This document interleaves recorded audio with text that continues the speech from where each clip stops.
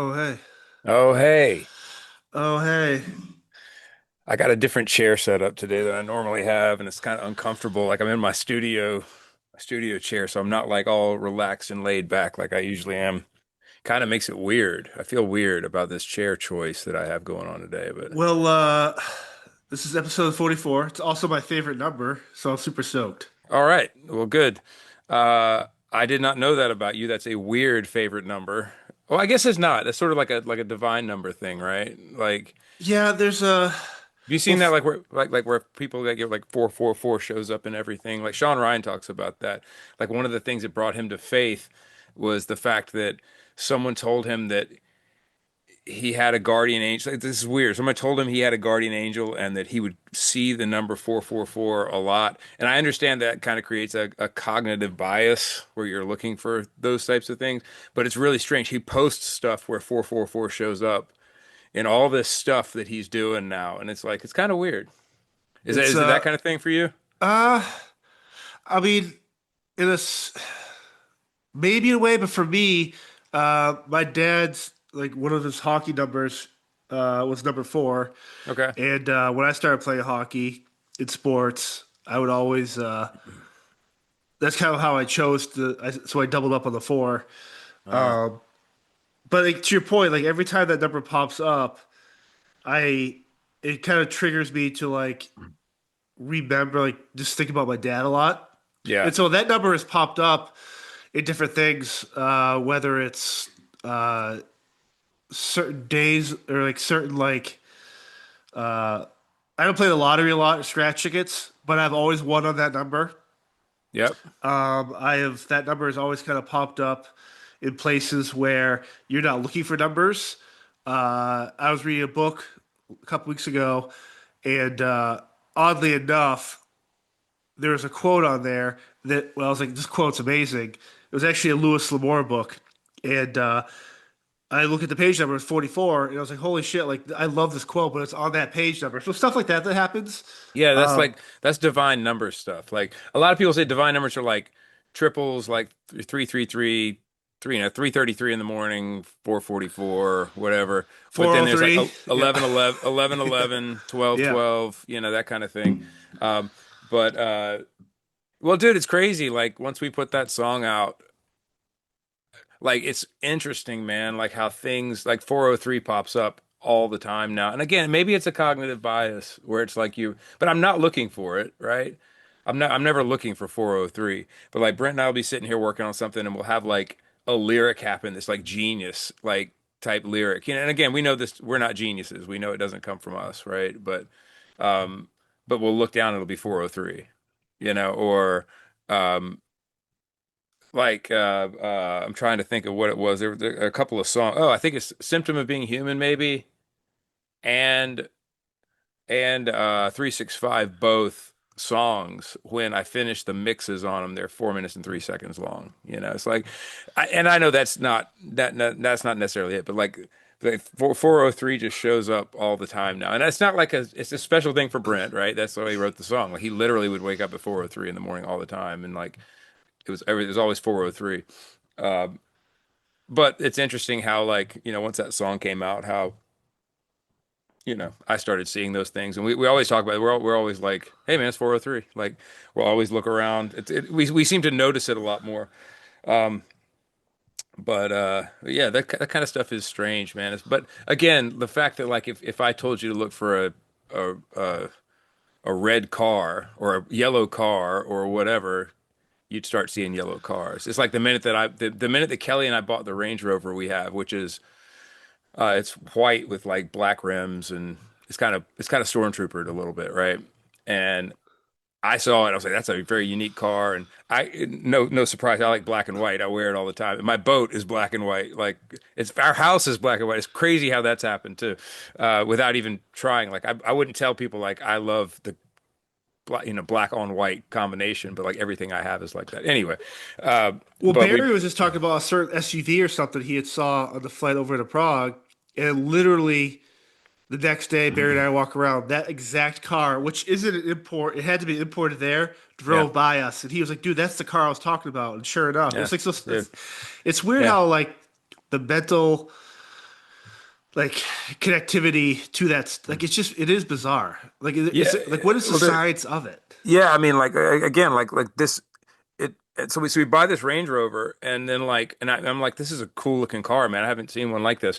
I swear to you, like every week now, I Yeah. see the same car. It's like, oh, it's not a unique car. I guess. I guess it's something that they did a lot of that. However, our Range Rover looks, but like I never noticed it prior to that. Like it wasn't something that caught my eye, and then all of a sudden it's like I see them everywhere. Like when we're on tour, I see them. When we're in Europe, I saw one.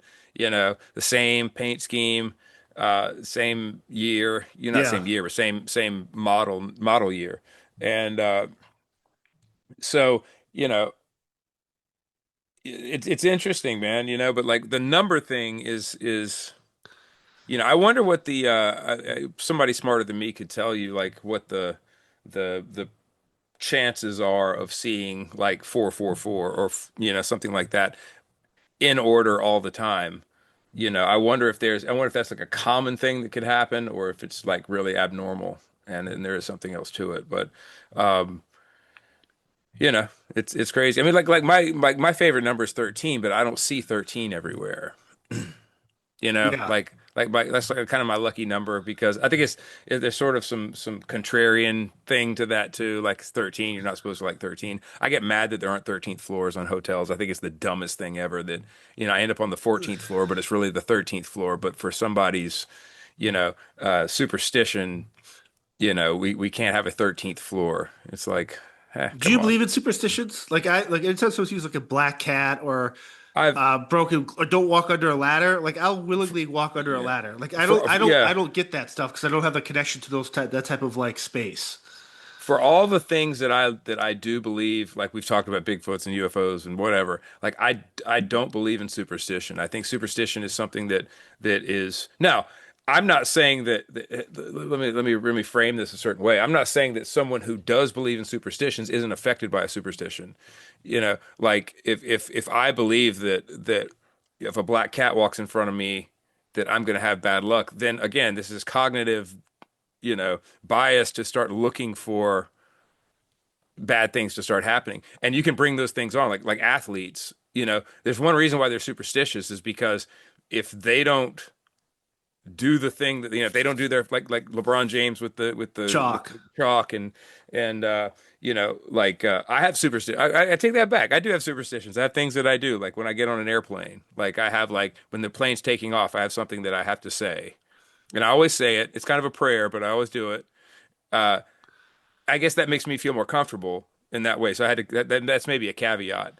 Um, but uh, but with sports, it's like okay, I can see how. Well, if I don't do these things, I'm gonna have a terrible game. Well, you've already got it in your head that now I'm screwed. It's just like if I don't know. I feel like maybe you're more mentally tough if you don't have to do those things because then it's like you're kind of giving yourself an excuse in a way. Like if I don't do this thing, I'm not gonna hit the game-winning shot or I'm not gonna score the touchdown today. Um, or if I don't do this thing, I'm gonna break my leg while I'm playing or Is there you know. something specifically you have to do before every show, or could you start every show, provided you have the same hour out to kind of get mentally Yeah, ready? But yeah. is there certain like you've been wearing the same socks recently, or Hmm. is there something you have to do where you have to text Kelly before you walk the stage? I know you do that Yeah, every show, but like if you yeah. don't do that stuff, does that kind of affect your performance? No, it won't affect my performance. I just do it because it's like I love the fact that the last thing I do before I walk the stage It's is text my awesome. wife. I have to go, and if I forget, I have to go back in and text her. Yes. That's not a superstition. That's like a marriage thing. That's like Yeah. I love my wife, and it's like I want to, that's like a cool thing for me and her. I think. I'm uh, but I've had shows where I forgot, like not many, but I've had shows where I've forgotten, and I've had a great show. Uh, you know, I don't know, man. I used to be very like methodical about going on stage and very methodical about like these things had to happen before I went on stage. This for certain uh, uh, uh, group of I had to go through the same routine every time. And Yeah. but I think that's more insecurity than superstition. It was just like, you got to get ready and I had to get mentally prepared and I had to do all this stuff. And the older I've gotten with shows now, I think it's a really healthy thing for me. It's not that I don't care. It's actually that I've realized that it that you know those things aren't going to affect how my show is going to go. What is going to affect how my show is going to go is my mindset, my headspace. And it's like, so I think if I go into a show now not giving it so much gravity, like if oh man, like it's like the download show. Like download's always one of those shows that I'm gonna be a little bit nervous before I go on stage, just because it's download, man. It's like it's a legendary thing for me as a kid. We used to hear about Donington, The Monsters of Rock, all Donington Fest, that. yeah, like and so it's like you're there playing, and especially this year we went on, right before headliner, and um, it's the best slot we've had there, and you want to put on a great show. Um, but this was the easiest one for me with that. And it was also probably the weirdest one we've played, so like and there are reasons for that maybe I shouldn't talk about, but maybe I will. I don't know. Yeah, He-Man. But Yeah, yeah, but it was a weird show. And but it never got inside my head. Like I just accepted it for what it was. And I think that back in the day when I would have those ritual things that I would do, like I'd have to an hour out, I would have to or maybe even an hour 15 out back in the day. I'd have to like get ready and stretch and like start getting my mind ready and warm up my vocals and do like all this stuff and turn east and turn west. I never did that, but like you yeah, know like and I was giving the show a certain now not that it shouldn't have some reverence for what you're about to do because you are an artist, but I think I was giving it too much like I was giving the actual show itself, like the event, too much wait. attention, Yeah, weight and attention. Yeah, and now it's like, okay, it's so easy to do time, right? Everybody kind of knows what that is. That's where we do this cheers thing, with everybody. I stopped doing that, and I think maybe not because I don't love everybody, not because I don't want to do it. I think that's just part of me going like, hey, I think that was part of that process for me of like, I don't need this ritual thing to happen, like I need to take some power over this thing if that makes any sense. right.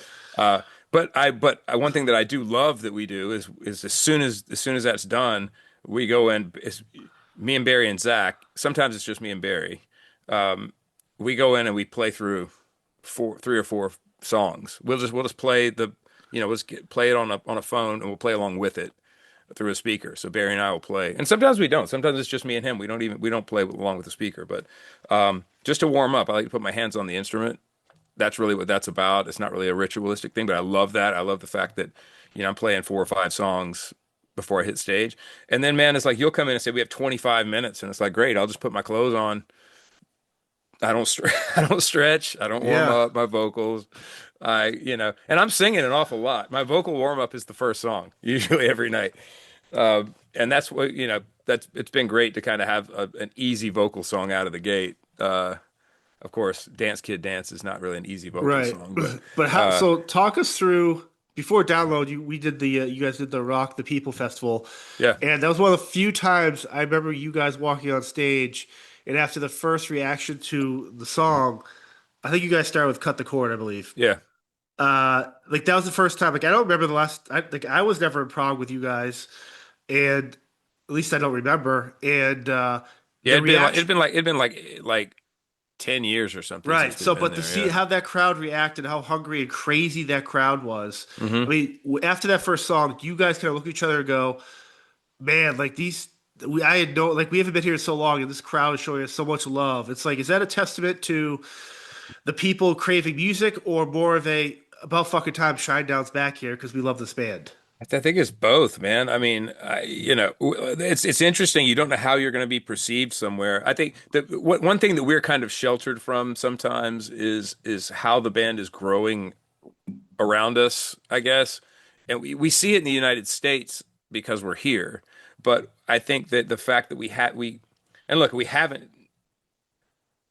we haven't not gone to other countries because we don't give a shit. We haven't gone to other countries because it's a combination of things that yeah, I think maybe sometimes the perceived level of the band is like, oh, they're just super rich and they can just, go wherever they Correct. want to go. And it's the finances of making a large show make sense Post half COVID too. post COVID halfway across the world is it's just not and by the way, it's not so we can make money. It's literally so that we can break even on doing And that. do what Like, you guys are supposed to do. Yeah. yeah, I mean, you know, how can we make this work? And I'm not trying to give, I'm not giving too many details away here. I'm not trying to give everybody our business, but it's so when you see bands come to your if you're overseas and it's an American band, you see American bands come to where you are and put on big shows. Just know that like that's not easy to do, and it's No. not logistically, financially, all of it. So it's not that we don't tour or play a lot of other places because we don't want to. It's literally just a matter of like uh, uh, convincing promoters to pay us so we can come play for you. We know the people are there, but the promoters don't want to pay. And so it's like, you know, they'll come up with every excuse in the world not to pay you. Yeah. It's sometimes it'll be, well, you haven't been here in a long time, so and you don't have a new record, so we don't know if we can pay you. And then it'll be uh well, what's the there's a better analogy than that. It's uh you don't have a new record out, so we don't know if people are going to come, right? Right. Uh so we can't pay you. Oh, you've got a new record out. People don't know the music, so we don't know if people are going to come. It's like they'll paint it any which way Yeah. not to pay you, and the negotiations are really terrible, and it's hard and that's not but that's what you kind of go through, and you have to figure, okay, well, how am I going to pay these 55 people I have to take with me over there to do the show? Right. That's a long. So let me get back to answering your question. The thing is like we're in this bubble sort of where we're growing here, but we don't know if we're growing elsewhere. But I guess we are absolutely growing elsewhere around the world. And that was evidenced by that show. It's like you haven't been here in 10 years and you know, hey, we're going to put you on you're going to close the I mean, Avenged Sevenfold went on after us on the other stage. We closed this one stage. So we're one from the end there too. And people knew every word to every song and everyone was having a great time, and it's like, okay, man, like you can see the growth and see the change. And by the way, that's going to help us when it comes time to deal with those promoters, going It's forward. But to answer your question, it's like, yeah, man, it's nice to see that. The interesting thing about that festival is 10 minutes before we go on, there is nobody at the front of there's nobody out there because yeah, they're it looked all at like the other stage. Hellfest. Yeah. They'd walk to the other stage, and it's like I go up there to get my bass to do warm up, and I'm like, there's nobody out here. I'm like, is there going to be anybody here when we play? What then when the one band would finish on the other stage, they'd walk Yeah. over, Then and you then it had was packed. 62,000 people watching you guys. Yeah, just migrating, between two stages. Um, It's one of those things too where you guys played 365 Simply Being Human, and then the Brent and Zach thing, 365 Simply Being Human, and they played Get Up at that acoustic show. mhm. And when I'm in the States, I mean, I love those songs. Get Up has grown on me excrementally. Yeah, But like when you're in the U.S. crowds, and again, not to upset any U.S. fans, I personally feel yes, everyone reacts to it. They're crying. Like the songs affect people in an amazing hmm way.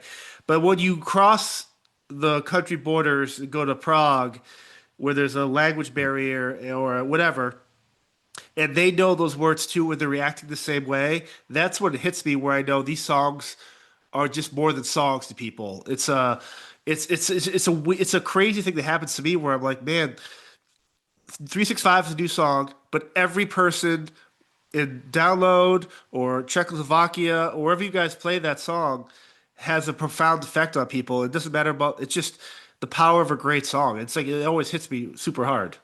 yeah, man. It's not quantifiable. Like I say there's no anatomy of a hit. There's no anatomy of what's going to grab people in a song. as you're writing it, as you're trying to figure out what the single is going to be, as you know, all these things that the music industry tries to say that they've got a hold on. We know what a hit is. We've got analytics and we've got all this stuff, and it's like you don't know. You never know.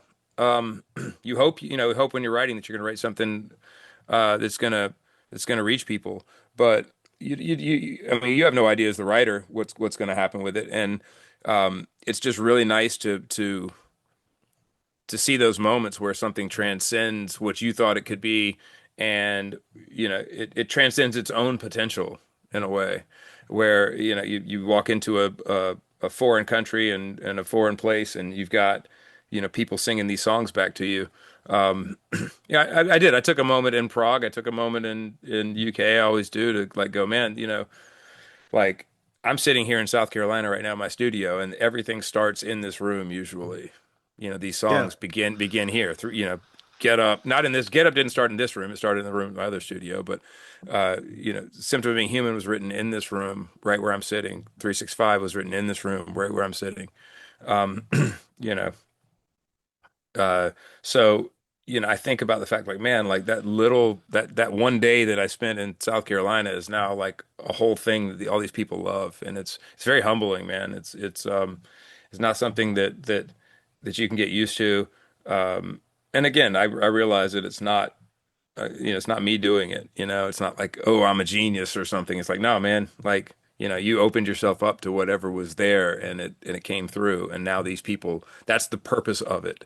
It's why I tell people to, I don't care what you're doing artistically, whatever you have, whatever your gift is that you have to give the world. I don't care what it is. I don't care if it's cross stitching or if it's art, painting or whatever it is, you know, writing. I was having a conversation with a friend of mine who's an author, and I was telling him about your poetry book. And by the way, he's a new author. He's not a published author. He literally has like just found his voice and has been writing this book and been writing poetry and stuff. And I was like, man, and he was showing me some of the poetry, and I was like, you got to put this stuff out. And I told him about you, Yeah. putting out your book. And I was like, and then I took it back around to me with my record because that's my experience with it, my personal experience, but where nowadays it can seem like, you're with content and streaming services and Amazon and all this stuff that you're just screaming into a void. Like no one's ever going to hear what you're doing. It's not going to matter. Who's going to listen to this? Who's going to read this? Like that's a very easy thing to think to fall into and go, man, this is, there's no point in me doing this because no one's ever going to see this or no one's ever going to hear this. But the fact that those poems came through you, the fact that my music for my record came through me, the fact that Charles is that's the guy that this story and these poems are coming through him means that they have value, that there's a purpose for them, and that purpose might only be for one person to see it. But it Right. would be but it would be the right person to see it. Doesn't mean that millions of other people aren't going to see it or hear it or read it, but it may just be meant for one person. And it may just be that if I put out and I've been thinking about doing the poetry coffee table book thing with my paintings and pictures and some of my photography and poems in it. I was like, that'd be a cool idea. Maybe only one person will see it, but that's the right person. That's who it's meant for, and that thing can change that person's life. And you never know the track that it's going to put that person on. Like my record might only exist because there might be a kid in his bedroom who might hear it, and that might be the thing that kicks them off into writing something, and that kid might be the next Kurt Cobain. I'm not saying I'm responsible for the next Kurt Cobain, but I'm just saying that's Right. what can happen, and there's a purpose. These things are meant for something. Like a song like Get Up was meant for something. A song like Symptom was meant for something. And when I'm playing those songs and I look out in the crowd and I see people all over the world singing them back, it's like that's the purpose of it. The fact that your book went out and now thousands of people have read it and dare I say tens of thousands of people at this point, and that stuff was meant for a purpose. Even if it is only meant for one of those people to like really change their Yes. life, uh, but hopefully more. So that's why I tell people it's like if you have an idea for something, if I don't care what it is, like put it out there, put it out in the world. Don't let people tell you it's stupid. Don't let people tell you that it's pointless. You know, if it means something to you, it's going to mean something to someone else, and that's the purpose of it. So I know I just got off my. Do I'm on a you ever soapbox right now with it, but do you ever manifest stuff like that? I'm not good at manifesting. Yeah, I don't. I'm too negative to manifest. I know I just am, man. Like I've like I believe in prayer and I believe in you know the maybe this is short-sighted of me. I don't know. This is how I think about it though. Is like the first thing when I pray, I pray gratitude. It's the first thing I always do. Like Yeah, thank you for like even when I'm in the depths of like just really bad depression, and I need help. The first thing I'll do is be thankful. And, because especially me, I live this ridiculous life and I don't understand it. I don't understand why me, and I have a lot of guilt associated with that sometimes. But I'm very grateful for everything. And then, you know, and then I move forward with asking for help with things. And I feel like rather than manifesting, I feel like it's like, there's a plan and there's something I'm supposed to do. I just need help seeing that thing. And so, uh, but that's kind of how I go about that. And then I just move forward as best I can with whatever it is. And hopefully, um, well, I can't even say hopefully because, I've been proven wrong so many times where it's like, I hope this thing's going to happen and I'm praying for this thing to happen and it doesn't happen. And then something better or something maybe doesn't seem better takes place that leads me to a better place. Um, Manifesting, I'm not one of these people. I'm not saying that, look, let me think about what I'm about to say because I am super woo woo. We know that. We know that we've just talked about the ideas don't come from you. So, uh, perhaps manifesting is a real thing where it's like where you set your intentions on something or you set the universe on something and you invite something in. Maybe that stuff is real. Um, I just feel like there's more, you have to be proactive, you know. I mean, luck is when preparation meets opportunity, you right. know. The you have to work towards something. I don't think you can just sit here and just think about, you know, manifest $1 million or manifest your dreams or whatever without putting in some work. And You have to put and so yourself in the position to achieve those dreams. yeah, so I've never been like I'm just going to manifest. I didn't manifest this. I didn't manifest my life. Now, I had an idea when I was 12 years old. I had a knowing, it's very strange. I had this thing that was implanted in my head at 12 years old. I remember standing in front of a mirror with a fake guitar that I had made in shop class. It had no strings. I think we've talked about this, but like this fake guitar, I'd drawn on it with Sharpie. So like I'd made this guitar and then I drew frets onto the neck with Sharpie and you know drew pickups on. There were no strings. But I was standing in front of the mirror with that thing, and like there was just this sort of download thing that happened where it was just like I didn't know that I was going to be successful. It was just like I knew in that moment that I was going to lead some sort of uh, extraordinary life.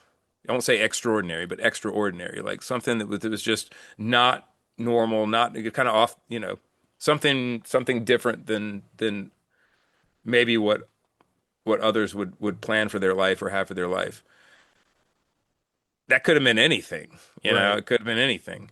Um, and it could have gone wildly the other direction too. But I did have that moment of that. But that didn't give me some sense of providence or something like I was gonna, like I was preordained and destined for something. I still like, man, I put in the hours, I put in the work, like I think back about all of the building blocks, the little tiny things that led to this. And I'm still moving, by the way. Like I'm still searching for something greater than what I'm doing. But Right. uh, like Kelly, who was I talking to about handing out flyers? Oh, Zach and I were talking about it. Like back in the '90s, man, when you had a band, we had a show, you went out on the street and you handed out flyers to people and you hung them up on posts, and you got the cops would fine you for it, but you just paid the fine because, whatever, because it was, you Right. had to get people out to your show. Um, so, uh, that, um, those little time, those nights of flying shows and playing for nobody in a club, or, practicing my guitar in my room for hours when I was supposed to be in class in college. I just sit in my room and play guitar. I wouldn't go to class. Um, all those little things led to this, so, maybe I manifested the idea of this, because I did think an awful lot about it. This is what I Right. wanted to do, but I still had to get out there and work for it. And so the idea of pure manifestation, I don't doesn't jive with me. I'm not saying that there can't be coincidences where, like, you think about $100 and you find $100 bill on the ground, Right. you know. But maybe that's not a coincidence. Maybe that's what you needed. Maybe that's what was supposed to happen. But I don't know if you're manifesting that or if it's just being handed, just being given to you in a moment of need. Um, I don't know. Maybe I've been hypocritical and I've talked myself into a circle here with that. Um, but how The about you? Do you have you manifested? Have you ever felt like you've purely manifested something where it was like, I'm just going to, like, I'm saying without. Because again, there are two different schools of thought. There's pure manifestation, where I'm just going to, that book, The Secret, right? I'm just going to sit here and think about this thing, and it's just going to happen. I'm gonna, I'm gonna post a picture of a house that I want to buy on a dream board in the corner of my room, and I'm just going to stare at that picture, and it's just going to appear one day. One day, I'm going to live in that house, and it's like there are people that believe that, and then there are people that are like, I've got a goal in mind. I'm disciplined. Um, I know that if I apply myself, this thing will happen. And that you can call that manifestation, but I don't know. There's two different I things. think for me the manifestation comes from not a physical aspect of something, but more of a mental. What I want to manifest being the happiest version of myself, or Mm.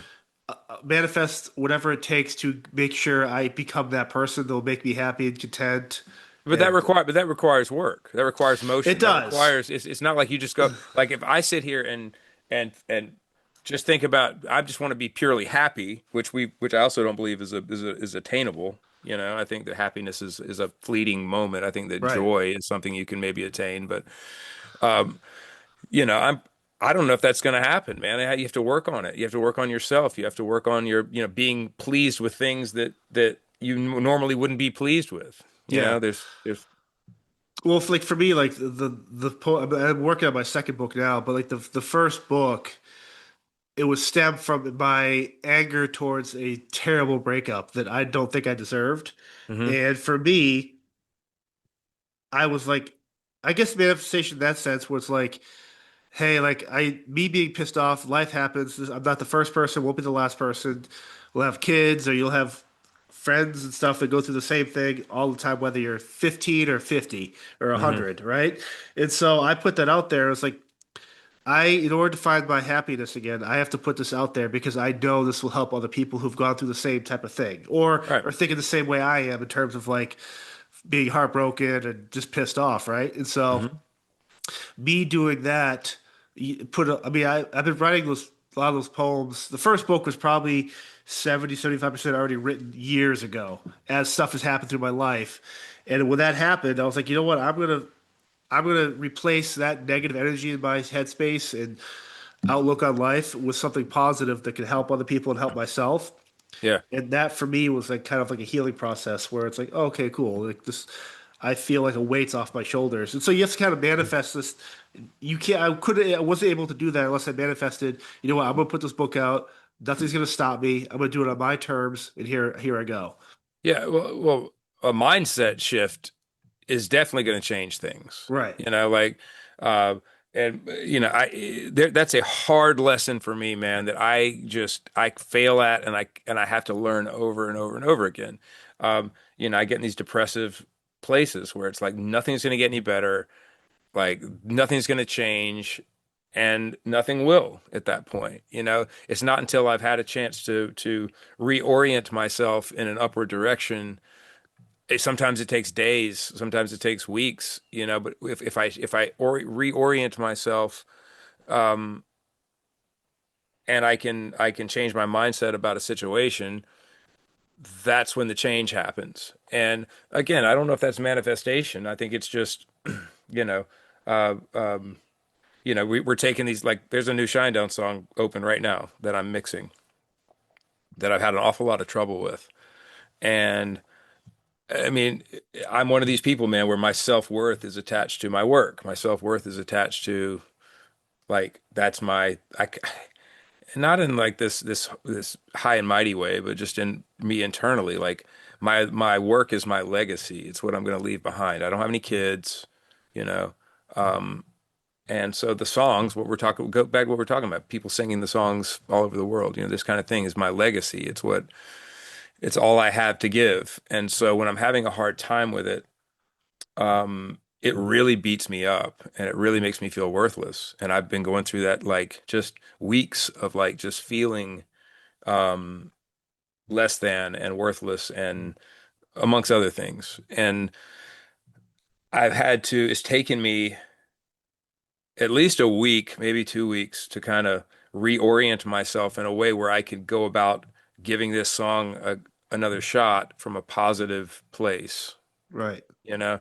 Um, but that, while not manifestation, it is an attitude shift and a mindset shift. And, you taking this horrible breakup and the pain that caused this thing, and then this art to happen, but then taking that and going, okay, if I think about this in this way, nothing good is going to come from it. The good is going to come from it if I can reorient the way I'm thinking, and shift myself into a different mindset. And so, I mean, maybe what we're talking about is manifestation. Maybe my definition of manifestation is wrong or something. But um, there's definitely, if you're t if the definition of manifestation is going to be, you change your mind or you use your mind to bring things about, and you do that through a shift in thinking rather than just things appearing, then yeah, man, manifestation is real, in that way. Does that make sense? Yeah. Well, you've talked when you talk about And by the way, I'm not done with this thing yet. This might be terrible, this thing that I'm working on, and I might have to do this again or send it to somebody else to mix. I don't know. But I might still not be at the other side of it. But when you talked about like not having kids, the on the other side of that, think of the to your point when you're talking about like the songs being a part of your legacy, the fact that those songs are affecting people that do have kids or kids are listening to that stuff that are hooked on pills or are lost or having mental health struggles. In a way, those songs which you treat as your kids are actually affecting kids and people in such a unique way, yeah. which is why you're so emotionally attached and give a fuck about every note, every mix, everything like that. Yeah, man, I think so. Sometimes I think it's sad that this is all I've got. Like, I really do. Like, sometimes I'm like, I kind of like, I know people look at this thing, they're like, oh man, you get to, you're in a rock band and you get to play all these songs all over the world and you work on records, and how awesome is that? But dude, I look around we went out on the boat with Tommy Pecker and his Oh yeah, family, classic. and our friend Brandon Massey and his family. Brandon and Tommy and I were, I mean, I hadn't seen Brandon in probably, I mean, 10 years or something. But he has four kids now and one on the way. And so we all went out on the boat, all these kids and these family and these three families, just Kelly and I, and then them. We had 12 people on the boat, 12, most of them kids. And uh, you know, I'm I'm you know, I'm looking around at that, and um, I'm watching my friends have this other sense of purpose that I don't have. And uh, while it's hectic and I'm watching them you know, deal with cliche parent things, and all this stuff. Um, I think about what I do, and it's like I'm not saying it's not important. It's why I think it's important, but um, there is something about it that maybe is a little sad that this is kind of what my reality is like I sit in this room and I scream at the moon when I can't get things to go right and I come out here every day and I just sink into in this dungeon, I call this place the hurt locker sometimes. I get out here because it's not always fun, and yeah, there's something kind of sad about that like my world just revolves around this one thing. But I think that's an artist thing. Like, I don't know if I would be capable of doing this the way that I do it if I had kids around, or if I had kids at all. I think I'd want to be, I would have to be stronger for them. I would have to be, I wouldn't be able to sink into my emotional state that I get into sometimes. Unfortunately, is a state that comes with this, but it also drives this a good bit. Um, but there is something kind of, and I hate to say that it's sad. I mean, but it just kind of feels that way sometimes. Well, That it's like for me, it's like this is all that this is all that it is. Is just this is what I do. there's like the Yeah. weight of generations, grandparent, great grandparents, grandparents, parents, and then for me, like I don't have kids, I don't have a son, and like in the back of my mind, I'm like, I'm technically the last Guarnieri Yeah. in my bloodline. And Yeah. now my one sister Noelle has two awesome nieces and stuff, so like the family's gonna keep growing. But it's one of those things where like I don't want to be in a position where I you have to chase just to have your blood continue on, right? Like Yeah. I'm not going to settle and have a kid was a beast or like Yeah. just a creature, right? Just for the sake of carrying my Why do legacy. I think that any kid you have is going to be a creature? For sure. Like I'm not saying that's a bad thing. Any child you have is going to be some creature though, for Yeah, I sure. mean, I hope they have all the good traits. I mean, I hope they have all the weird, eccentric, and stuff Yeah, that makes them man. unique, right? But Yeah. And like by the, you, and by the way, I think that in fact I know you're gonna have kids. Like there's no way that John Guarnieri is getting through life without having kids. I would It's not love it. gonna I think happen. it'd be great. Like for you It's not though, gonna it's happen. like I'm so busy with work and just all the stuff I'm doing. But like in the back of my mind, I'm like, man, it'd be I don't envy people that want to tour.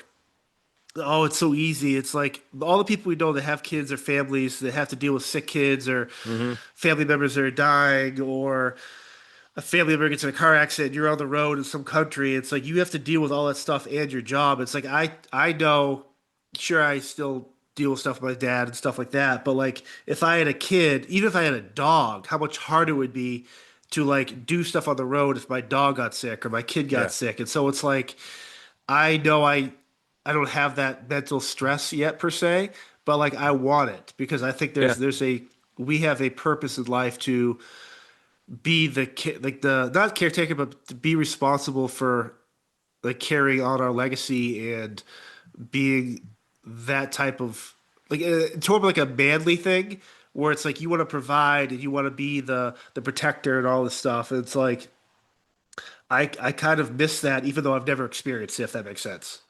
Yeah, man. I mean, I mean, look, I only know it from a husbandly standpoint and a dog parent standpoint. So I understand that people who have kids are going to laugh at and giggle probably at all of this, but it's just all I've got. It's like that's my family, right? Right. Um, it sucks, man. Like I've been on tour. The last two dogs that we've had have passed away while I'm on tour, and like I've had to do it over the phone. You know, Barry had to, Zach had to and do it. and Yeah. that's a really shitty thing to have to do. But on the other hand, it's like how many I always think about it from the like people who are making act not that some I'm not making some sacrifices, right? But like I think about people making like real sacrifices, like people who are in war zones and that sort of thing, and the fact that like those things are happening to those people and they're not on tour, getting fed catering every day, Correct. you know, and worrying about what time their band goes on stage. So it's definitely not this poor me thing about it, but it sucks, man. It's not good. It's not, but there's also this responsibility aspect to it where it's like, no, this is your job, man. This is what you do. This is how you provide. And It is no different than if I were out hunting food or doing whatever. I wouldn't be present because biologically that's traditionally in a traditional biological way that's not what men do. Men go out and they seek and they provide and they hunt and they build and they do these things, and you're not at home and you're not there all the time. But I'll say this, man, like it is there is a satisfaction to that, to providing and helping and um you know I'll be honest with you, man. There's a real sense of purpose and again satisfaction when I know that I've gotten myself to a place and my family to a place where like my wife doesn't have to work if she doesn't want to. Right. There's I'm able to provide a certain you know level lifestyle for my wife. And by the way, that could happen at any income level. I mean, it's not that. It's like, as a man, you want to get to that place where it's like I'm providing for my family and providing for my spouse, and they can, I am, I am helping, the family. Um, but dude, like even with you though, like, and not to get into too many details, but like helping to take care of your dad and take care of your family, like that you're getting that sort of satisfaction with that as well. Like you got a real purpose with that, you know? Well, it's one of those things too, where it's like I talked to when I'm on tour with you guys, like Ed Baker, the tour manager, he's the one I could really only one I can really go out there and vent to, and Hmm. because this is something we could talk about where it's like mental health, but like I'm so aware where if I obviously I could go to any one of you four guys and be like, hey, like I need to vent and you'd listen, Yeah, but the manly side of me that understands what your purpose out there is, I never want to inundate you guys with. It's not drama. It's life, right? But like stuff like yeah, that, where it's like we all have our own problems. I feel as a man that I have. It's not my right to talk about certain things that would come as a distraction to you guys. Now, obviously, again, we all talk about certain stuff, but like when I talk to Ed, I can vent to him. The last 2 or 3 months, my dad's been out of the hospital in rehab, and no one knew it. And we get on the road and these people will bitch about certain things. And I'm not saying people don't have a right to complain about life and stuff happens, but I sit back there, I'm like, man, if you guys had 10% knowledge of what I've been going through for the last 14, 15 years of my life, like you yeah. would have, I don't know, it's just super frustrating because with Ed, I can vent to him, he can vent to me about all the stuff he's going through. Hmm.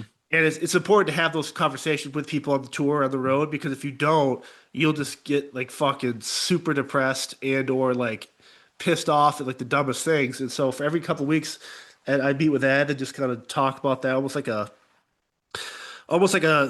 cigar social thing where you're Hmm. just talking about life, but it's like part of me as a man, and you're the same way, Barry's the same way, where it's like stuff is happening and you'll go about your day without not even letting someone perceive that something's wrong with you. Yeah, And when I see it when you guys deal with stuff, I know something's wrong, but I'm also like, you know what? They're gonna come to me if they want us to talk about it, but like it's not. I know you're thinking the same thing too, where it's like we could talk about the dog being sick, Linus and stuff, or yeah, stuff like that out here. But I know there's other issues too that pop up where it's like, oh, Eric will come to me if he wants to talk about it, but like that's not my place to. I don't know. It's such a fascinating thing. yeah. One of the best quotes I ever heard, and I don't know who said it, uh, but I heard it on Rogan because he quoted it at some point. I don't remember. Like again, I don't remember what the who coined this, but it said, "Men live lives of quiet desperation." And it's Yeah, like, dude, that resonated with me so hard because it's like, uh, other than each other, like even our wives, man, or our girlfriends or whatever, like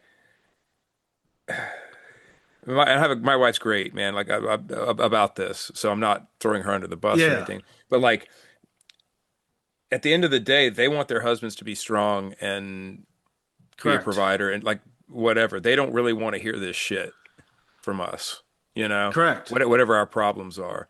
And we're taught at an early age that our value is in shutting the fuck up and Pushing uh, forward. pushing forward, you know. And that's fine, and that's great, and it works for us. It's how I've arrived here. It's how you've arrived where you are. Um, but there is a point where like we need to vent to each other because it's like no one else is really going to understand it. Um, and I'm talking about a certain type of man too. Like there are, in and but there, I guess with Sigma male, sort of mentality. That a lot of the people in my sphere are like that. Not necessarily alpha. Like alpha is kind of a weird thing. Alpha involves a lot of smoke and mirrors and that kind of thing. But like Sigma males that they just quietly go about their business and they're strong and they've got responsibility and they've got a sense of uh, of legacy and all these things. And um, we when the time comes, man, we really do have to talk to each other about these things. And dude, I know what you're talking about. Like I go through, I'm on tour. I'm like, I've got probably at any given time, like I'd say a half dozen things that are really worrying me and stressing me out Yeah. and making me sad and making me angry and whatever it is. And again, man, I've just been over the years like that lesson, the societal lesson of, just shut up and get to it. Shut up and get your job done. Shut up and nobody's got time for you to complain. Yeah. That's real, man. And it can, but there comes a point where it boils up and it bubbles up and it wants to overflow. And dude, I've got people that I can talk to. I've got you. Brent and I talk all the time in here. I feel like I've like it seems like every time he and I are together lately, I've been like kind of in that mode of just like unloading things, which kind of sucks for him probably. And I always feel like I'm complaining. Like that's the other thing too. It's like we're also geared to when we do talk about these things that we're a problem for talking about it. Like I'm a problem to this person that I'm dumping all this shit on, but I don't know what else to do with it. I don't know where else to go. I don't know who else to talk to. And I get like that with my wife. And again, and I think that on a biological level, she doesn't really want to hear it. And so I and so Right. I try not to do it too much. She never complains about it, but it's just she doesn't really know what to do with it, especially when things get really serious and I'm having you know, when my mental state is really bad and I'm in this like spiral, this death spiral thing, and I'm trying to like figure out what to do and sometimes I'll start talking to her about it and then I realize halfway through talking about it that like she doesn't want to hear this from me. She wants me to be the fucking husband. Yeah. So I need to shut up right now and just move forward. It's a weird it's something that doesn't men's mental health doesn't get the attention that it needs, man, because we are, look, and I'm probably going to ruffle a lot of feathers, but we live in a feminist world now. And it is, the woman, and I've even said this on here, and I believe this, but in a lot of ways, but like, the woman is sacred and Of she, course. she deserves to be elevated and all of these things. And that's that while true, it's gotten to a point now where it's kind of used as a cudgel, to sort of beat people over the head. It's like, women's rights and women first and all of this stuff, man. And men just need, especially white Christian men, just need to shut up and sit down and you've had your time and you're privileged and all this bullshit. And it's like, no, we're just fucking human beings, man, just like everybody else. Yet we're being told to shut the fuck up and, you know, just know our place and all this bullshit, man. That stuff. And so you end up, and now like I wonder what's going on with this new generation of men that are coming up now, where they're growing up in a world I didn't grow up in, where you're basically told, like I was already told. I'm not saying somebody told me this, but like but you're told by society when I was coming, again, shut up, get to work, don't complain, Yeah. you know. But now you couple that with by the way, you're invalid, and no one, your feelings aren't valid because you have a penis and your skin's white. It's Right. like, I can't imagine coming up in that with that now, because I think we're probably creating a bunch of mental health problems for young men. But it's just not something that gets talked about very much, man. And we really do have to be there for each other. I mean, and I think we are. I think that Yes. especially in our group, in our sphere, Ed's a great one, man, for that. Ed is he's experienced a lot. He's had a lot of triumphs. He's made a lot of mistakes. He's got, he's got a lot of just like we all have, but he's got his worldview is, and also because of the things he's done professionally, um, he's got a There's a wisdom and a comfort with what he says. he's got a 1,000 foot view that a lot of other men aren't going to have, and he's lived a very unique life. And again, man, I think and I love the fact that Ed has lived an imperfect life, and we all do.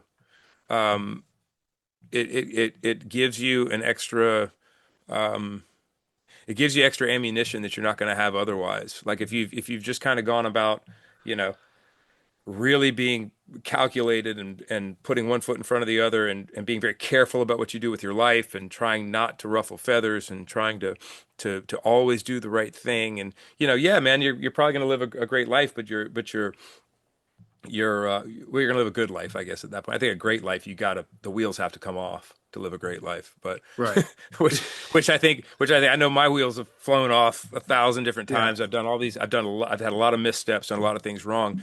But that's wisdom. That's what you gain from that, is wisdom. And something that I've gleaned a lot from reading the Bible is especially in Proverbs, it talks an awful lot about, and maybe I'm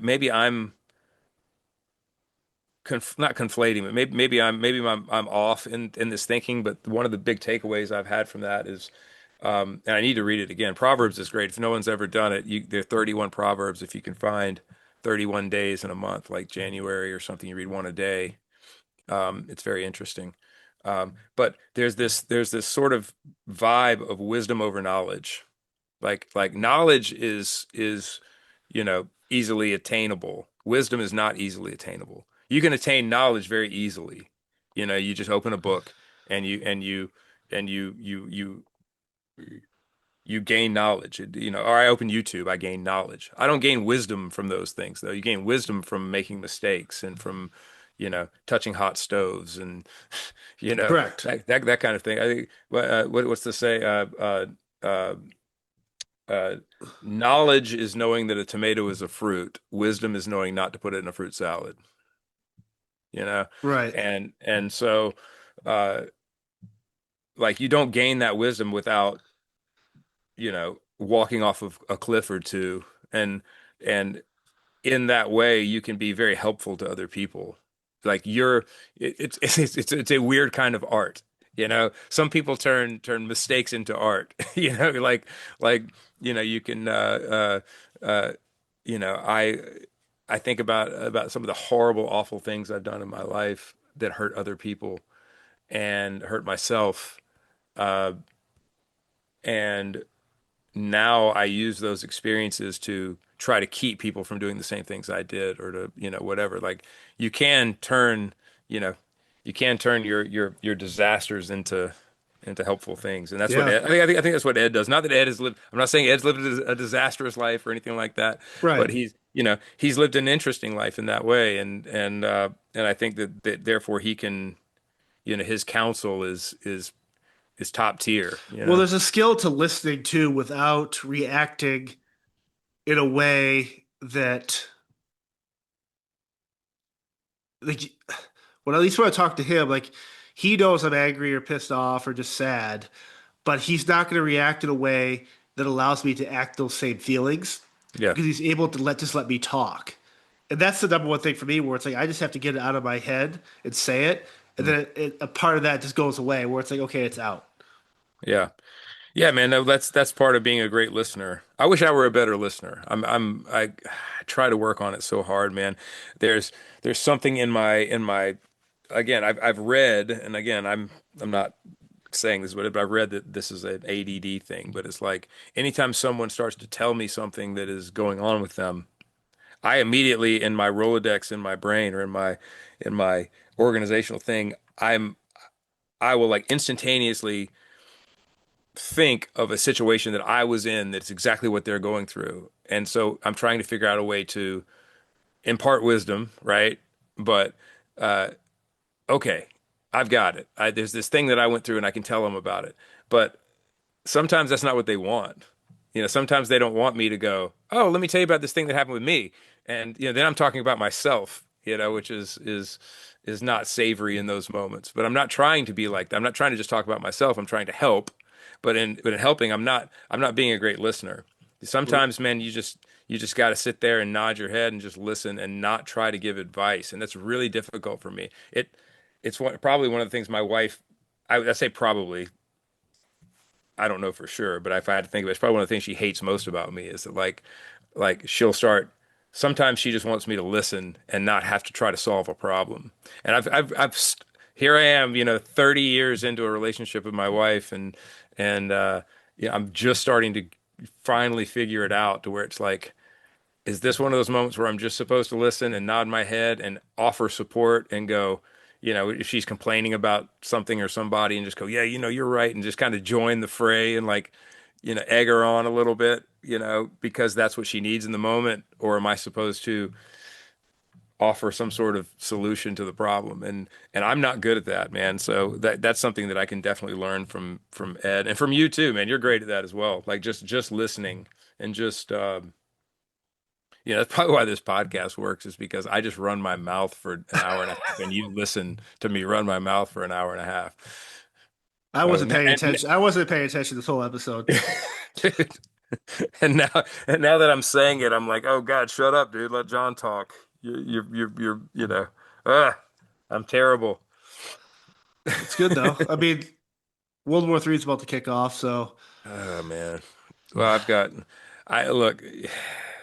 know what I hate about everything goes on? It's like, and I'm trying to do better of just staying off like X or like, but for some reason I get on there and like I start reading this shit and I start reacting, and I'm like, whether you agree or not what's going on in the world, the idea that I have these people that are left or right, Democrat, Republican, Libertarian, they switch sides so often where it's like now you have Democrats who are agreeing with Trump about the strike, now you have Yeah. Republicans that disagree with it, yet 2 days ago they're at each other's throats saying all this stuff, and it's like Well, we like how we it's just so frustrating. but you can't be frustrated with that. I actually think that's a good thing. And you and I are this is where you and I diverge a bit on this, right? Like, I am um, I am a war is a deal breaker person when it comes to this. Like, I didn't vote for war. I Correct. voted against war. Like, that was like, I am so fed up with, look, if I thought that there was something truly, um, uh, what's the right word? What am I looking for here? Um, Noble in Yeah. what was going on, like truly noble, that's different. Um, I don't think there's anything truly noble about what's going on. I think that what's going on is purely geopolitical and financial. Oh, And for sure. and so when it comes to that, that's a deal breaker for me. Um, and so, you know, I just I'm okay with people's having differences of opinion. I'm okay like I'm actually okay right now with the fact that like I'm lining up with all these people that I maybe normally wouldn't agree with on things about this one thing. You Right. know, I think that's healthy, man. That's healthy discourse. Um, it's because again, what do we complain about so often is like, well, we have these two sides, and if you have to believe everything over here or everything over here, and there's nothing in the middle. This is the middle. Like the middle is all of a sudden today, Democrats and Republicans are agreeing on things that 2 days ago they didn't agree about. Correct. Like that is middle ground. That is healthy. That's the way it's supposed to be. I am fine standing shoulder to shoulder with a politician who I would normally be vehemently against most things on this issue. Like I'm not I'm not here for sending more Americans over to die for somebody else's bullshit. Correct. you know No, I agree. and for me, man, the fact that we dropped bombs on Iranian nuclear sites, you have now put my life in danger, your life in danger, American citizens' lives in danger, for what? to make Israel happy, to make Netanyahu pleased. It's like, I'm not a pro or anti-Israel person. I'm not a pro or Iranian people for sure. Correct. I don't like theocracies. I don't like the fact that they are, ruled by, um, people who, have the religious purview that they have, but, Well, or leaders, worldview, I guess is what, but like country leaders, are playing a game of chess where the fodder is the citizens in every country. right. And so again, if there was something truly noble, like if it were like, hey man, we are We also like, don't know everything either, which is frustrating for me too, because it's well, like, who do you trust? and that's the thing. It's like just trust me. Just trust me that this needs to be done. And it's like, look, man, I just saw a montage, and it was Jon Stewart on the Daily Show that did it. And I'm not a Daily Show fan normally. I like Jon Stewart okay sometimes, I think sometimes his financial interests get in the way of his when Jon Stewart is being purely when he's not coming from a place of having to appease other people, he always makes sense to me. When he did well, his work with the 9/11 fund and all that, Correct. like the Correct. John Stewart run for president. Yeah, correct. Yeah, But it's anytime that there's some financial interest, like when he's speaking from from the Daily Show pulpit, correct. he has there's other financial interest involved, and he'll say whatever he has to say. Correct. Sometimes, and it doesn't make any sense. You can tell when Jon Stewart makes sense and when he doesn't make sense. Correct. But this is one of those times when he made complete and total sense, man, where he's playing this montage of Benjamin Netanyahu over the last 15 years, speech after speech after speech. Iran's going to have a nuclear weapon in 2 years. Iran's going to have a nuclear weapon. They're months away from a nuclear weapon.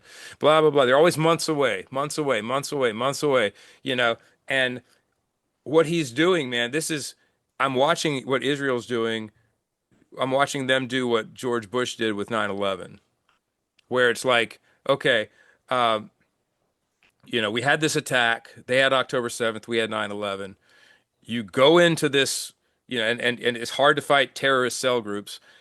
I'm not a fan of leveling Palestine, man. I thought the West Bank and I just like that's just the humanitarian crisis you're creating Yeah, it's that you're crazy. that you're not helping with Correct. You're is making it is is worse. is asinine. Yeah. However, you were attacked. Now, whether or not that was a false allowed to happen, which I have doubts about, I don't know. People were Again, still killed. I'm not pro or anti anything that I don't have all the information on. I can't be. I just hate war and I hate people dying. So taking hostages on October 7th and killing people at a music festival is fucking abhorrent, and there should be repercussions to Hamas for that because they did it, right? But Right. also going in and just leveling an entire place the size of Delaware, or whatever or Rhode Island is fucking asinine, Right. But you took that, and so now you've taken this opportunity of being attacked. Now, preemptively, without any sort of, you're not going to let people know what your intelligence is. You just trust us. We're going to go over and bomb this other country. And by the way, we're going to drag this. We're going to somehow strong arm America into being involved in this. You know, and look, man, I just Well, I think what bothers me with the whole thing too, to your point, the reaction now, the retaliation is always worse, right? yeah, But we've also had 4 years of open borders where now all these terror cells and for sure. all these organizations have carte blanche to embed themselves and start training in these random areas, which I know Well, is happening. well, the thing is here's what it's going to happen. So like it's like now it's not even a question of if, it's just when. When are Americans going to die? For this. Right. And it's like I don't know if someone like Donald Trump even thinks about that. I really don't, man. Like the guy like there are some things that I'm like that I applaud him for, and his discourse I can applaud him for, and there are other things that just absolutely I'm just like shut the fuck up, man. Like you don't, like his ego. I feel like he's one of those people where he's an alpha type where their ego can get in the way of things. Yeah. They're not very thoughtful about things. Um, and he's wanting everyone to be rah rah rah go America, like with that tweet that he put out about, oh, we've carried out this completely successful blah blah blah. Don't fucking try to sell me on bombs and war, dude. Like just stop. Right. Just don't fucking do it. It irritates the fuck out of me, man. And uh So it's not a question of if, it's when. When is somebody going to die? Am I going to die? Am I going to go down in a fiery plane crash? You know, Or we're Be- playing massive arenas coming or up this run in exactly A markets where all these major cities. Well, correct. for me And too, and so it's and so it's just like, is he going to still feel fucking great about himself when that happens? Because, someone had to tell him that in a briefing. It's like, hey, like, are dropping these bombs on these nuclear facilities that, by the way, that whatever they are, we funded. You know, Obama sent correct. $1.7 billion over to the Iranians for their nuclear program. Like, you don't think it again, man, it's this financial thing. It's like, I'm going to send this money over here so that they start building a bomb so that we can bomb them and enrich the politicians and the people in the military industrial complex. You know, this is the financial incentive that I'm talking about.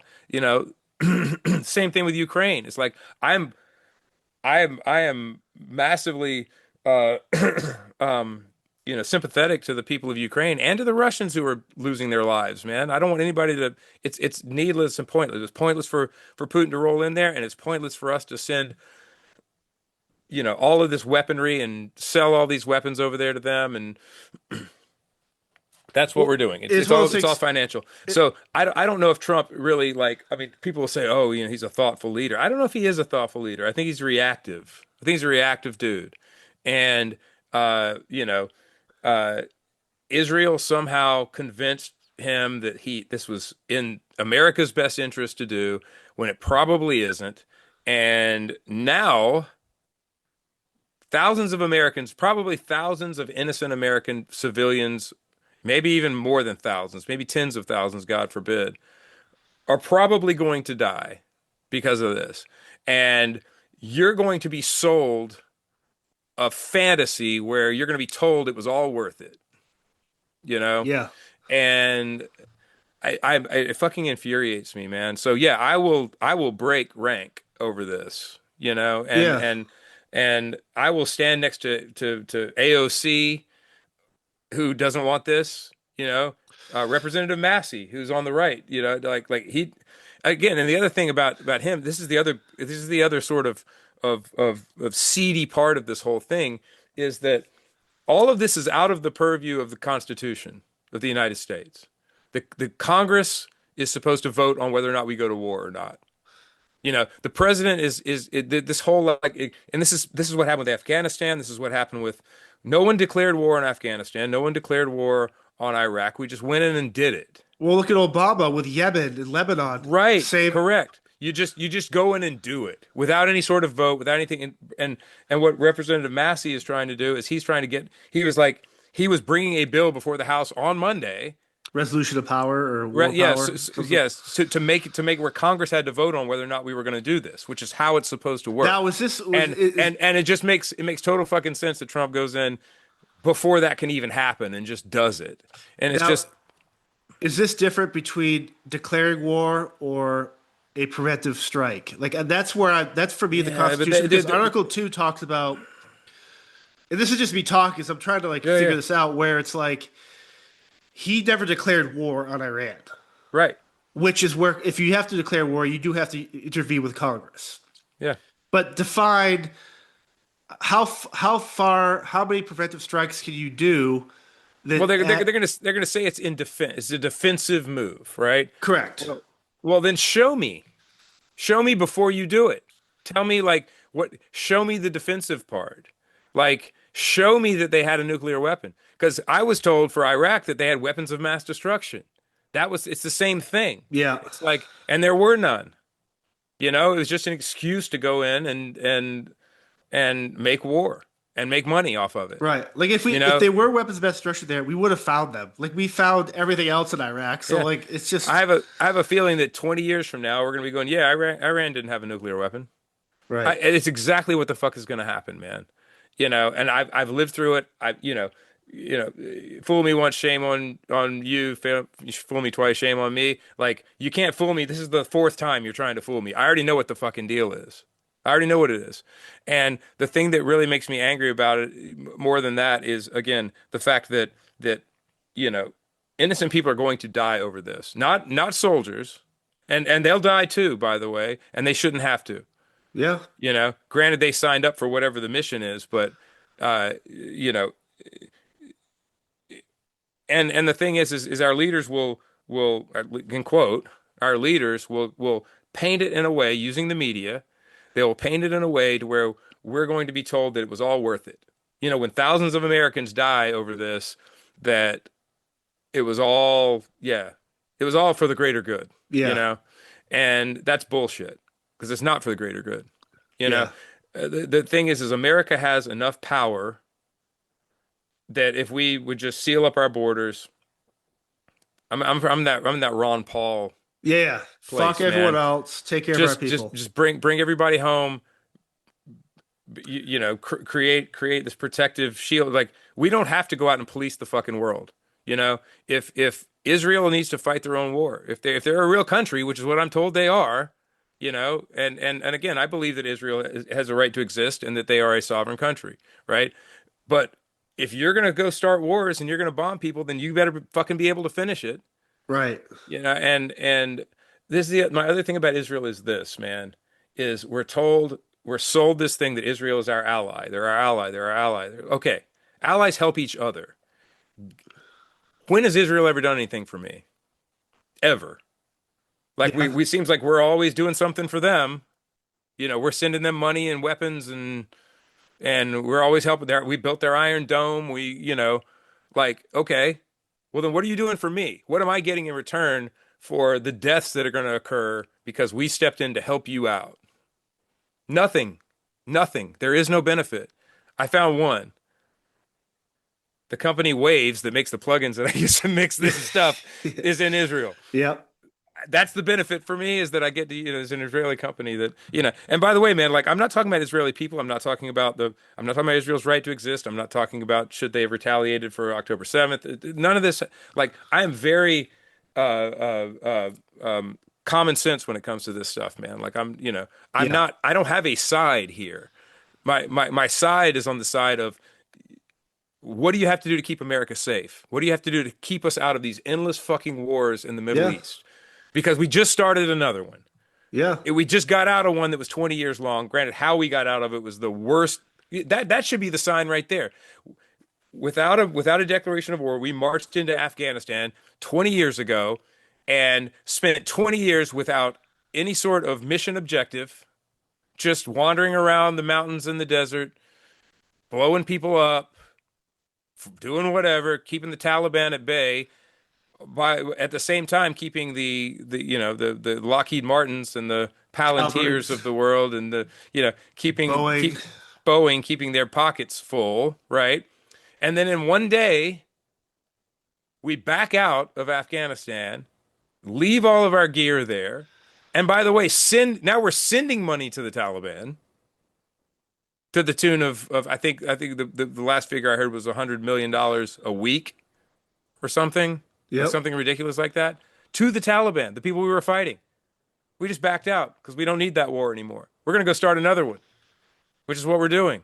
This You whole know? thing too, it's like then you have to start talking about Taiwan and China, like all this stuff that's to be popping off where it's Dude, like, yeah, but when that stuff happens, like Taiwan's an ally to the States, the United States. But like all these other countries that say they're, to your point, they're allies, it's like when that pops off, and it will, we're gonna get involved there. We have to. yeah. Well, this is where Donald Trump this is showing his, and again, I'm not a, I'm not a world leader. I'm not privy to the information he has or whatever. But I would have to say that when it comes to economics, when it comes to you know like homeland security stuff. I think he's great. I think he's got stuff figured out. I think that he's when it comes to national security, this kind of stuff. I think he's showing his ignorance as absolute ignorance. And look, when you have someone like Tulsi Gabbard, who I completely respect, her job to keep the pulse on whether or Yeah. not Iran has a nuclear weapon, whether or not we need to do this, and she is saying they're not anywhere near having a nuclear weapon. We don't need to do this. And Trump says, I don't care what she says, blah, blah, blah, blah, blah. That's just him being like that. That's his weakness. His weakness is his inability to take advice and and listen. his bravado and all this shit. And it's like, hey man, you know, I hope I'm wrong, but your ego has fucked us.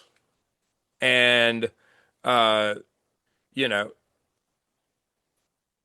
this is Mr. I'll end the war in 24 hours. Remember this guy? I'll end the Ukraine Russia thing in 24 hours. I'll end the you know I'll end the Israel Gaza comp thing in 24 hours. It really speaks to the fact of it's one of two. And here's again, I know I'm being very very angry about this, but because I don't want people to die, man. That's what this is about. Like I'm sick of this shit. We've been in a war constantly My entire life. since well, most of my life. Needless wars that accomplish nothing except lining people's pockets. Nothing else has come out of it. Um, but there is something interesting about power. And I'm not saying power as in like the power that the president attains when they get elected, but just uh, you can call it deep state power or the power the power of you know centralized power in America, right? Or the world, where we've watched it happen more over and over and over again with politicians that make promises when they're on the outside, like I'm going to uh, in 24 hours. I'm going to, you know, dissolve the IRS. I'm going to do blah, blah, blah. And then they get in power.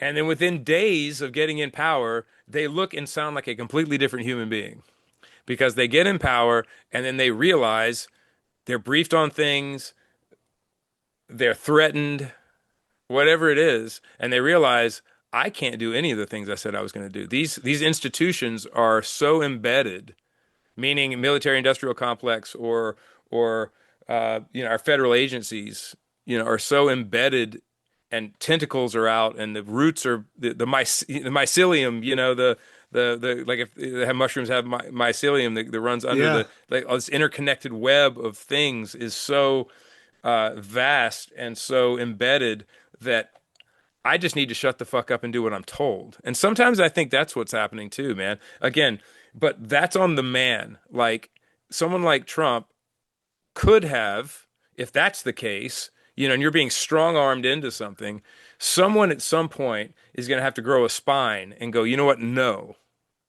And say no to these things, no matter what the consequences are, Right. for yourself personally, because you're a leader, because that's what leaders do. I thought leaders sacrifice themselves for the greater good of the people that that they're responsible for. But we don't ever see that with world leaders. World leaders are always trying to just protect themselves and fuck the people. And you know, I would think that man, like, and again, I would like to think I'd be different. I probably wouldn't be. Yeah, it speaks to the power of that centralized thing that has come to be that used to not be there pre-World War II. We didn't really have that, and you saw more. Leaders could be more. They could stand on their own 2 feet, and you knew that if you were getting, if you got a Theodore Roosevelt in the office, you were getting something different. If you got a Franklin Roosevelt in the office, you were getting something different. Post World War II, it's homogenized leadership. It's like it doesn't matter if it's left, right, down the middle. Doesn't matter what they say, how altruistic they seem. When they get into office, they all become the same person. You know, Yeah. I mean, the last person that I would have thought who would have, you know, uh, uh, carried out more drone attacks and killed more people uh, than any other president would be Barack Obama. But it's a pretty staggering. It's a Yeah. pretty staggering Correct. statistic, you know, and I would have thought that the last person who would have deported 4 million people would have been Barack Obama, but it is. Those aren't anything that from my traditionally that Democrats stand for. Yet here's their sacred cow who's Yep. responsible for all of this stuff. And now I'm looking at the Republicans' sacred cow and Donald Trump, who is just doing the same thing. He's the same guy. They're You all the know, same person. they're all the same person. and Trump is supposed to be this guy who wasn't establishment. I'm not saying he was. I don't think he was, but I think that in this instance, I think that you know, um, and again, I'll use the term Mr. Global because I heard that one recently. Someone who worked inside the Bush White House, the first Bush White House, this woman, Catherine Phipps, that's her name. She's in finance, but she said that in the White House, they knew that there was someone else in control above the president, and they just called that person Mr. Global. So this is inside the White House. They're saying these things, right? That should make everyone wonder for sure. But I think that Mr. Global kind of sees Trump as a useful idiot at this point because they can use his foibles and his faults, meaning the fact that he's a narcissist, like a wild narcissist, and he can't be wrong, and he's a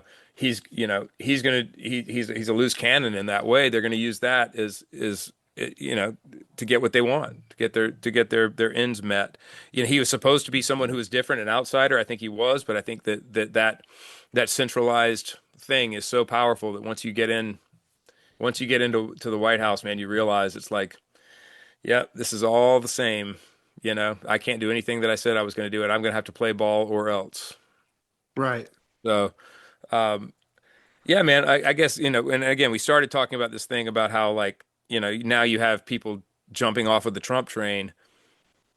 I think it's good, man, that people are jumping off the Trump train for this because it matters more than anything else. Like, as an American, this is not what people voted for. People who voted for him did not vote for wars. We voted for ending wars. Bringing our military home. You know, you know. I don't know, man. It's that's a hill I will die on. And there are not many hills like that for me with anything political that I'm like Yeah. so just plant my flag, but that's one of them for me. And if that's what it takes to bring America together, it's a good one, you Well, know. that's the thing too, where it's like that's why I love this podcast because we can talk about this stuff without the name calling. Where I think a lot of these problems, if people just talked about this, it would probably solve a lot of these issues. Yeah, man. So one of the people I enjoy talking to a lot on tour is Andy Meyer, Yeah. our sound guy, and he's center left, I'm center right, and dude, we were talking in the lounge when we were leaving London the other day, and like he and I were just like agreeing on all this stuff, and these types of things, Yeah. like if I love healthy discourse. It doesn't mean we have to agree. By the way, we disagree on a lot of things pretty vehemently as well. But I'll tell him information that he didn't have, and he'll tell me information I didn't have because none of us are getting the same information, unless you go Right. searching for it. Uh, that stuff's healthy, man. I like that a lot. And yeah, man, like again, man, I don't pick my friends or my family or anybody like that based on politics. Like I think that it's one of the most short-sighted things that people can say. Two of the most short-sighted things people can say is, I'm not talking to my family anymore because they voted for so and so, or I'm leaving the country because such and such is happening. And it's like those are the two most ignorant takes. It's like you need to grow up and be able to have disagreements and without yelling at each other. And you know, that's how if you really want to try to change people's minds, that's what you do. If that's what you're out to do, if you're out to change somebody's mind on a subject, the worst thing you can do is scream at them and yell at them because that's going to completely go the opposite direction. I think if you can tell a story to people that will make them understand your point of view, I think that's the best way to do it. If you Correct. can, uh, uh, yeah, man, it's I don't know. It is what makes America great, man. If even the people who, a lot of people say America isn't great, but the fact that we can have differing conversations and the fact that people can tweet ridiculous things, like Wild. it's I'll take more of it, you know. Rather than living in a place like the UK where you can't say anything that you It's want the to only say. country in the world, which is why I love America, is that you can do and say just about anything you without being thrown off a roof or shot or Yeah, arrested for yeah. opening your mouth. Yeah, man. It's interesting that before we go to the UK now, I talk to everyone around me like, hey, don't tweet anything ridiculous while you're over there Oh yeah, because they yeah. will come looking for you. You know. Um, That's why I make it a unofficial Brent Smith handle with dude, there are a lot. with 6 followers and no image. Dude, there are a lot of those out there. There's a lot Oh of my fake Eric God. Basses, fake Brent Smiths out there trying to convince people that they're going to come to their house. Dude, I get every once in a while I get these really sad messages, and it makes me sad for these But who people. falls for this stuff, man? I don't know, man, but these people are like, hey, I've literally gotten this message before. Hey, is Brent okay? I've been talking to him online, and he was supposed to meet me at my house yesterday, and we were going to go to dinner, but he never showed up. And I'm just making sure that he's all right, that nothing's happened to him. And it's like, dear, that is not Brent Smith that you're talking I'm to. just like, You know, bitch, like, you well, live in no, but Cambodia. it's sad, man. It is. It's like sad that people get that fall for that, you know. And it's like it makes me feel bad for them, you know. But it's like, you know, Could you imagine if it's this whole thing was a psyop where Brent actually has a million different fake profiles and he's actually trying to meet with people? there are a million different Brents. They're actually, Oh God. What an dude, episode. yeah, man. Great episode. It'll be the first part will be comforting like a warm blanket. The back half will piss people off. I love it. Let's go. Yeah, it'll probably be censored to fuck, but you know what? I don't, man. Look, the algorithm is gonna squash whatever the algorithm's gonna squash, and we'll just upload it again. That's why Yeah. people wonder why sometimes we upload episodes twice is because sometimes if we talk about certain things, then it's not reaching people and it's only getting like 100 views, and then we'll repost it again and it'll get the normal amount of views. It's interesting. We sometimes we have to repost for people to actually be Yeah. able to see But you this. know what? I think hopefully that levy will eventually break where it's like we're not saying anything hateful. We're not saying anything that's we're just talking. And I think there's a fear in people, the masses listening to regular people just talk about life Yeah, that the overlords lose their power. And yeah. They don't they but yeah, don't they don't they don't want us being communicating. And I will say one more thing before I sign off. None of what I have said today has anything to do with the people of these countries. I'm talking purely politically, leadership, that sort of thing. Like the people of Iran are fantastic people. I've got friends who are Iranian. Um, people of Israel, I've got friends who are, David Draymond is a great friend of us and of our band.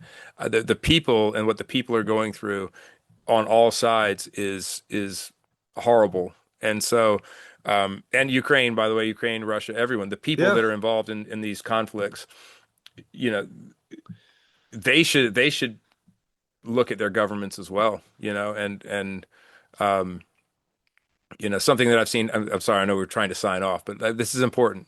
Something I've seen recently is that, you know, people conflating the Israeli people with the government of Israel. And sometimes with a state like Israel, it's hard to, you're kind of told that it's all wrapped up into one, but uh, uh, you know we have to be able to separate these things, these monoliths of power, these people that have agendas and goals for themselves and not really agendas and goals for the people, from the populace and from the population, and these innocents yeah, that just trying to do what you and I are doing and just trying to live our lives. So that's why I get so fired up about it, man. That's why, yeah, because caught in the middle of all this greed and anger and posturing and desire for world dominance and whatever it is, man, are souls, no different than you and me, exactly the same as you and me. They are you and me, right. and that breaks my heart, man. So that's why I get so fired up about needless and endless war, just for profit. It's absolutely terrible. So anyway, love everybody. Yes. See everybody soon. Bye.